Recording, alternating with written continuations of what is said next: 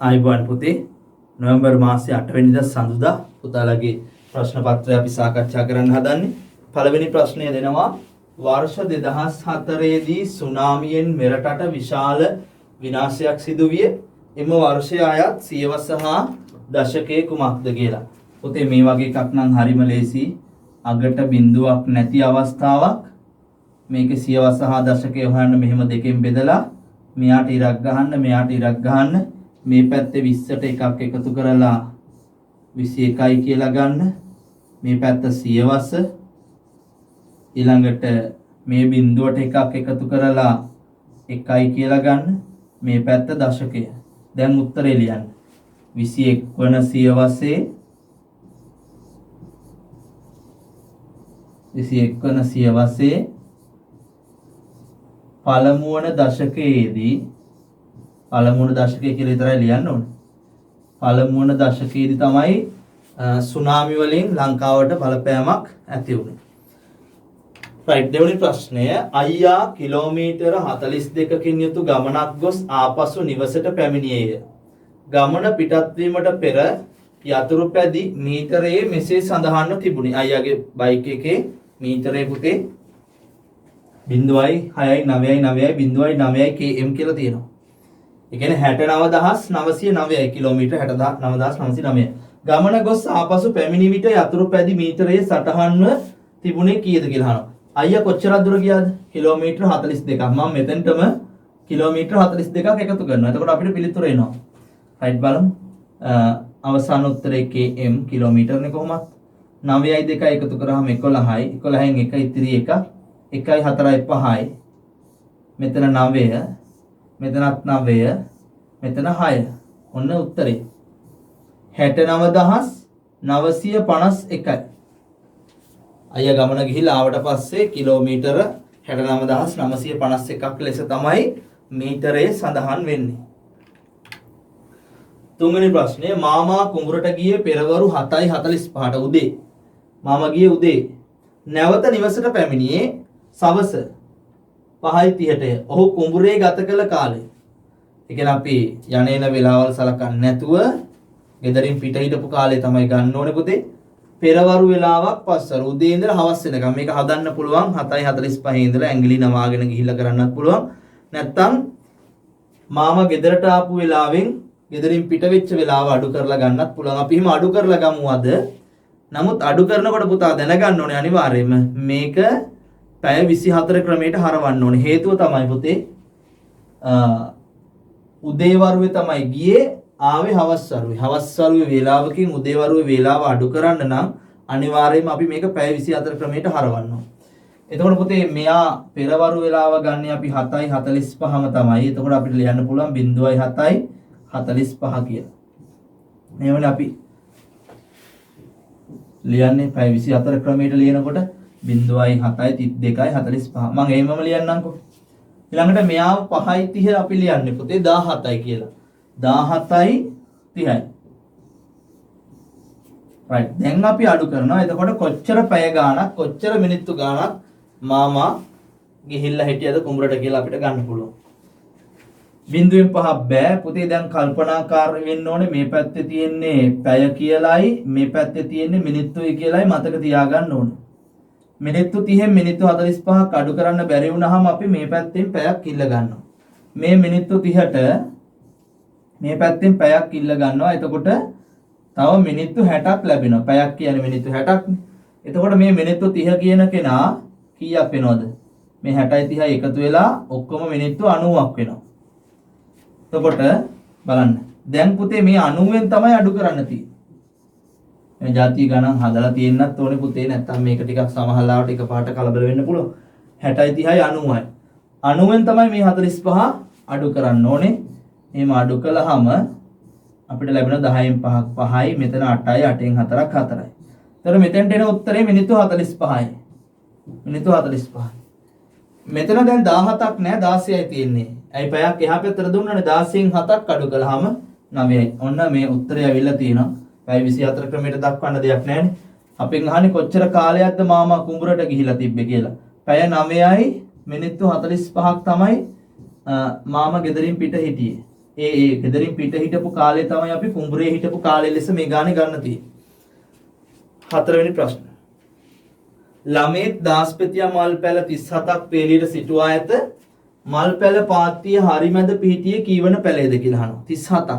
එකේ ඉඳලා 37 වෙනකම් පැල එක දිගට හිටවලා හරිමැද කෙනා හොයන්න පුතේ හරිම ලේසි. ඔත්තේ ගන්නක් නේ තියෙන්නේ. ඔත්තේ ගානක් තිබ්බොත් තමයි හරිමැද කෙනෙක් එන්නේ. 37ට එකක් එකතු කරලා ඒ ලැබෙන පිළිතුර දෙකෙන් බෙදන්න. එතකොට හරි. 37ට එකක් එකතු කරන්න. ඒක දෙකෙන් බෙදන්න. 37යි එකයි කීයද? 38යි. 38 දෙකෙන් බෙදන්න. 38 දෙකෙන් බෙදුවම කීයද? 30 දෙකෙන් බෙදුවම 15යි. 8 දෙකෙන් බෙදුවම 4යි. 15යි 4යි එකතු කරන්න. 16 17 18 19.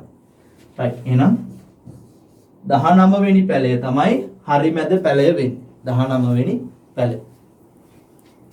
ඊළඟට සඳුන්ගේ අක්කාට බාල සහෝදරයන් තිදෙනෙක්.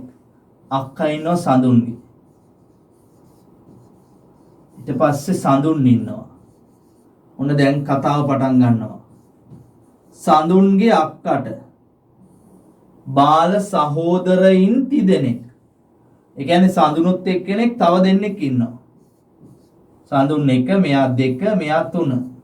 බාල සහෝදරයින් 3 දෙනයි තිදෙනයි. සහ සහෝදරියන් දෙදෙනයි.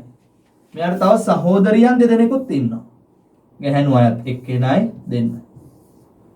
සඳුන්ගේ පවුලේ සිටින ළමයි ගාන කීයද? ඔය ඉන්නේ ඔක්කොම ටික. අක්කයි සඳුනි දෙන්නයි 3යි 4යි 5යි 6යි ඔක්කොම 6 දෙනෙක් ඉන්නවා. ඊළඟට 6 වෙනි ප්‍රශ්න. දිග මීටර 5යි සෙන්ටිමීටර 25ක් වන ලණුවකට දිග මීටර 7යි සෙන්ටිමීටර 88ක් වන තවත් ලණුවක් ගැට ගැසූ විට ලණුවේ මුළු දිග කීයද කියලා අහන මේ දෙක එකතු කරන්න ඕන. ඒතර ගැටේට යන ඉඩ ප්‍රමාණය ඒක අපි සලකා බලන්නේ නැහැ පුතේ. ගානේ එහෙම එකක් කියලා නැහැ. අපි දන්නවා ගැටේට ඉඩක් යනවා කියලා. නමුත් ඒ ඉඩ ප්‍රමාණය කොච්චරද කියලා කියන්න බැරි නිසා ওই දෙක එකතු කරලා තමයි අපි අවසාන උත්තරයට ගන්නෙ. මීටර 5යි සෙන්ටිමීටර. මීටර 5යි සෙන්ටිමීටර 25ට අපි මේ ලණු කෑල්ල එකතු කරනවා මීටර 7යි සෙන්ටිමීටර 88ක්. 5යි 8යි 13න් 3යි ඉතිරි එකක්. 1යි 2යි 3යි 3යි 8යි 11න් 1 ඉතිරි එක මේ පැත්තට ගේනවා. 1යි 5යි 6යි 6යි 7යි 13යි. එහෙනම් දිගේ ඉන්නේ මුළු ලණු කෑල්ලේ මීටර 13යි සෙන්ටිමීටර 13යි. මීටර 13යි 13යි m 13යි cm. right අංක 7 ගවුම් රෙදි යාර දෙකක මිල රුපියල් 420යි. නංගීට ගවුමක් මැසීමට යාර 1හමාරක් අවශ්‍ය වෙයි. නංගීට ගවුමක් මැසීමට රෙදි මිල දී ගැනීමට වැය වෙන මුදල කීයද? පුතේ යාර දෙකක් නේ 420. එහෙනම් යාරයක් කීයද? යාරයක් එකක් කීයද? 420 දෙකෙන් බෙදනවා. 400 දෙකෙන් බෙදුවම 200යි. 20 දෙකෙන් බෙදුවම 10යි. මම මේ 420 කෙටියෙන් බෙදුවා.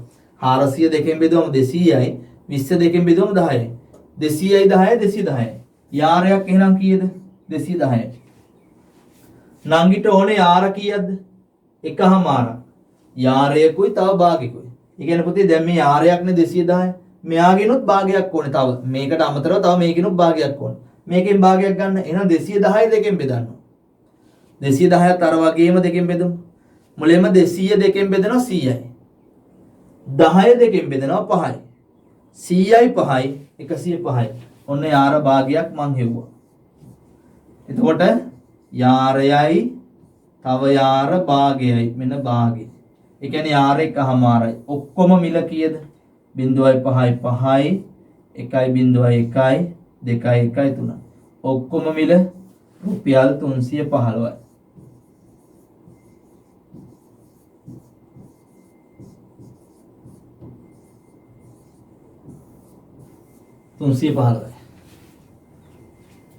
අටවෙනි ප්‍රශ්න. රූපය ඇති ත්‍රිකෝණ ගන්න කීයද? පුතාලා දන්නවා මේ જાතිය මෙන්න මෙහෙම ත්‍රිකෝණයක් තිබ්බොත් එහෙම අර අපි 1 2 3 4 5 කියලා දාන්නේ 1 2 3 4යි කියලා දාලා ඔක්කොම එකතු කරලා ගන්නවා. ඒ ක්‍රමය අපිට මේකෙදි පාවිච්චි කරන්න පුළුවන් තැන් දෙකකදී. මෙයාව ගන්න පුළුවන් හැම්මේ මේ ත්‍රිකෝණේ 1යි 2යි 3යි 4යි. ඊපස්සේ මේ පැත්තත් ගන්න පුළුවන් හැම 1යි 2යි 3යි 4යි. බලන්න මේ පැත්තේ 1යි 2යි 3යි 4යි එකතු කරාම 1යි 2යි 3යි 3යි 6යි 6යි 4යි 10යි. මේ පැත්තේ ත්‍රිකෝණ 10ක් එනවා. මේ පැත්තේ 10ක් එනවා. එතකොට මේ ටික කවර් වෙනවා පුතේ ඔක්කොම. මෙතන තියෙන ඔක්කොම ත්‍රිකෝණ 10යි. මෙතන තියෙන ඔක්කොම ත්‍රිකෝණ 10යි. 10 10යි 20ක් තියෙනවා. ඊට පස්සේ මෙයා තව ත්‍රිකෝණයක්, මෙයාත් තව ත්‍රිකෝණයක්. මෙන්න මේගොල්ලෝ මේ දෙන්නම තව ත්‍රිකෝණ දෙකක්. එතකොට අපිට ආවා 22ක්. 10යි 10යි 20යි 21යි 22යි. ඊට පස්සේ තව තියෙනවද බලන්න. තව ටිකක් එනවා ත්‍රිකෝණ.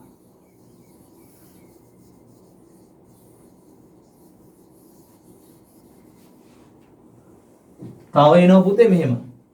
දැන් මෙන්න මේ ඉර මේ මුලට එනකම් වැදිලානේ. මේ ඉරෙන් මේ පැත්තේ ත්‍රිකෝණයක් සම්පූර්ණ එකක් තියෙනවා මේ. මේ ඉරෙන් මේ පැත්තේ තව සම්පූර්ණ ත්‍රිකෝණයක් තියෙනවා. මොන තව දෙකක් ආවා. ඊළඟට මේ ඉරත් කෙලින්ම වැදිලානේ මේ මුලට. එකෙන් එහා පැත්තේ එකයි, එකෙන් මෙහා පැත්තේ එකයි. තව දෙකක් තියෙනවා. ඔක්කොම කීයක් එනවද? 2 3ක් 6යි, මෙතන 2යි. ඔක්කොම ත්‍රිකෝණ 26ක් එනවා. 8 වෙනි රූප සටහනට ප්‍රශ්න අංක 8 26යි ත්‍රිකෝණ 9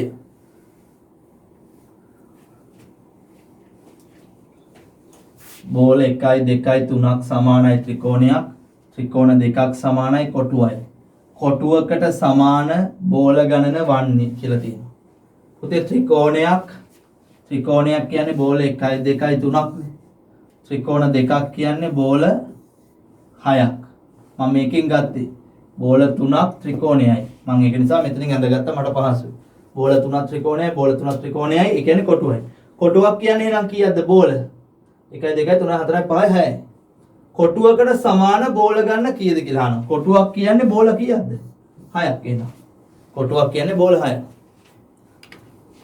10 වෙනි ප්‍රශ්න රෝම ඉලක්කම් වලින් තියෙන පුතේ මේ තියෙන්නේ 10 10යි මෙතන 9යි 10යි 9යි 19 මේ තියෙන 19 මෙතන තියෙන 5 6 7 නේ 19යි 7යි එකතු කරනවා